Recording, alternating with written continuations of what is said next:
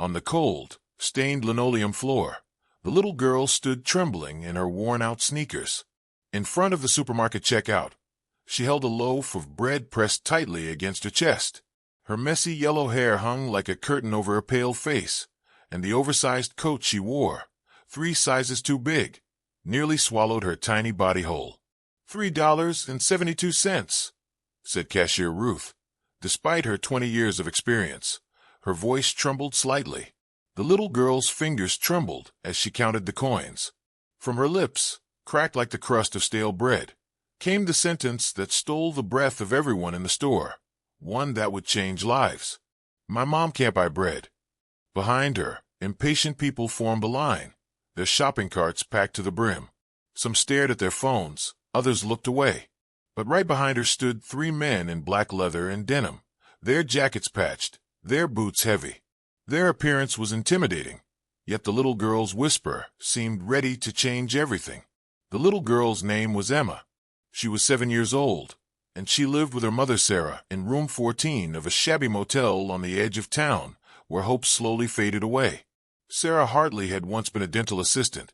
She had a small home and dreams she'd built for her daughter, until life tore her stability away with merciless efficiency. First, Emma's father ran off with another woman, leaving behind nothing but debt. Then Sarah's mother, Emma's beloved grandmother, fell ill. Sarah quit her job to care for her, and their savings disappeared within months. When her mother passed away, Sarah was left jobless, penniless, and unable to pay rent. The eviction notice arrived on Emma's 6th birthday. They had been living in the motel for 8 months. Sarah cleaned offices in the mornings and stocked warehouse shelves at night. What she earned barely covered the weekly cost of the motel room. Food had become a luxury to be calculated carefully. Emma had learned not to ask for things. She knew that her mother's tired eyes meant another bill had arrived, and that the quiet sobs from the bathroom meant they might not have electricity that week.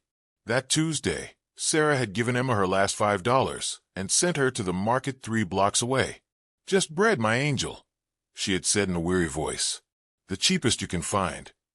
But with tax, the total at the register was more than Emma had, and those 5 words slipped from her lips without meaning to. "My mom can't buy bread." Cashier Ruth's eyes filled with tears. The biggest of the 3 bikers behind her, nicknamed Bear, felt something inside his chest crack. He had once been a child too. He knew the same hunger, the same helplessness. Bear turned to Ruth, his voice gentle yet firm despite his rough appearance. "How much would it cost to fill a car with real food for this family? The kind a child should be eating." How would hearing the silent cry of a child like this change your world? Have you ever experienced an unexpected kindness like this? Share your story in the comments. As Emma climbed the rusty motel stairs with the heavy grocery bags in her hands, she felt an indescribable mix of hope and slight uneasiness. Behind her walked 3 large men, their steps heavy, yet their intentions gentle. When they reached the door, Sarah Hartley was filled with a deep worry. Her heart felt as if it might burst from her chest. When she opened the door, the sight before her left her speechless. Her daughter stood there with tears in her eyes, but with a smile Sarah hadn't seen in months.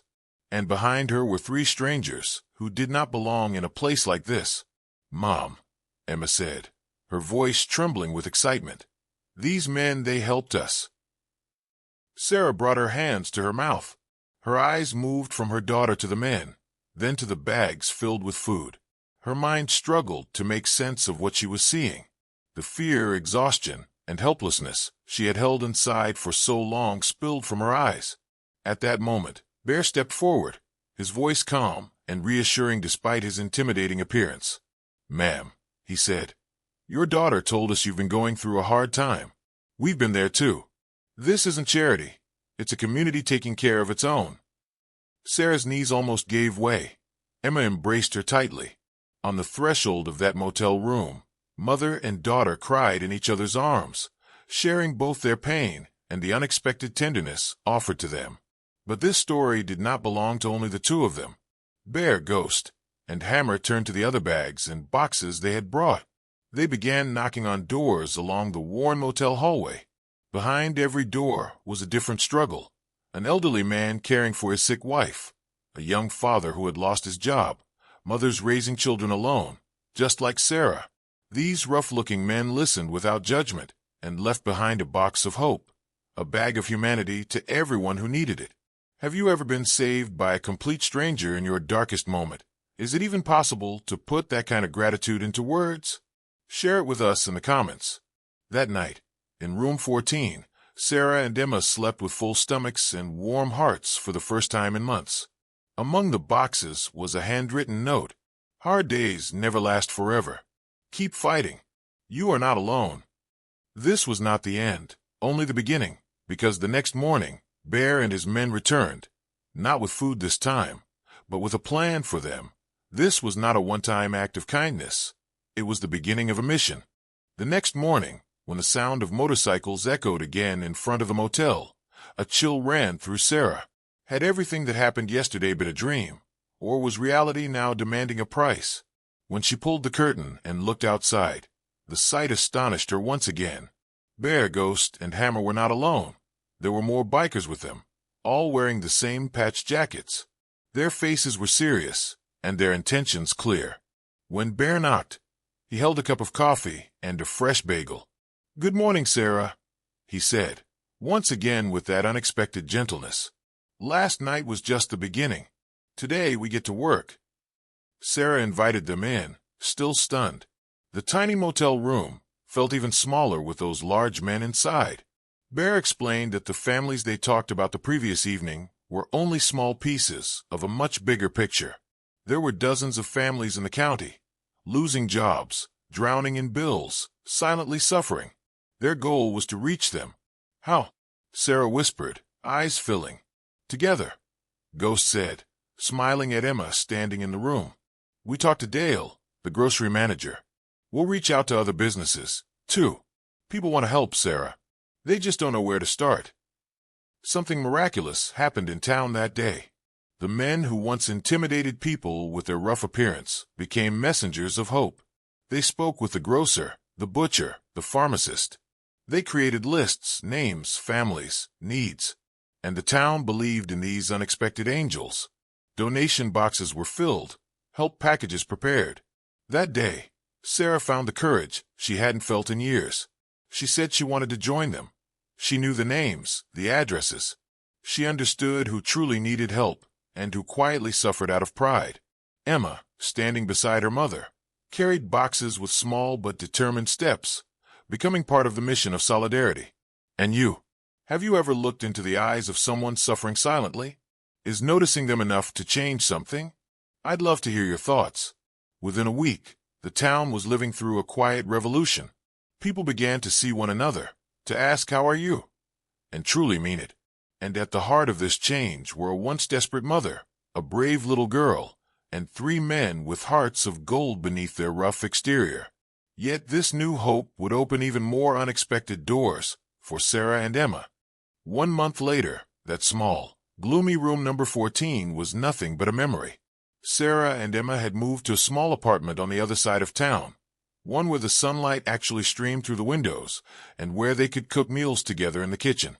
The walls were still bare, the furniture secondhand, but the love and hope in the home were priceless. Thanks to the bikers' connections, Sarah had gotten a new job at a dental clinic, this time with better pay and more humane hours. She no longer carried dark circles under her eyes on her way to work in the mornings. Emma went to her new school with a brand new backpack on her shoulders and a quiet sparkle of confidence inside her. The crushing weight upon them had lifted, replaced by the lightness of a brighter future. One Saturday afternoon, Bear and Ghost appeared for an unexpected visit. In their hands was a homemade cake and a small note. "Congratulations on your new home. We know that a real home isn't made of 4 walls, it's made of heart, and yours is made of gold." Sarah couldn't find words to thank them. "You didn't just give us food," she said, her voice trembling. "You reminded us of our humanity. You gave us hope." Bear shrugged gently, humble as always. Sometimes life throws you to the bottom, makes you believe you've been forgotten in the darkness. But maybe the point is to learn to climb out, so you can become light for others. Emma ran over and wrapped her arms around Bear's legs. "You're my heroes," she whispered. Ghost smiled, a rare spark in his expression. No, little lady. You're the hero. You had the courage to speak up when something wasn't right in that store. We were only the ones who heard that voice. That evening, as they sat together at the kitchen table eating a warm meal, Sarah looked at her daughter, not with fear anymore, but with pride. Hardship had not broken them. It had made them stronger, more compassionate. Emma's innocent question had reached far beyond a simple loaf of bread. It had healed a family, a community, and countless hearts. Dear viewer, if this story touched your heart, if you found inspiration in Emma's courage and in the compassion of those unseen angels, please continue to share that feeling. This channel is dedicated to stories like this, to the light of the human spirit that shines even in darkness. For more hope, more courage, and more stories to warm your heart, don't forget to subscribe and click the bell icon. And in the comments below, we'd love to hear your story. Has there ever been an angel who appeared in your life when you least expected it? Please share, because hope grows when it's shared. Thank you so much for watching.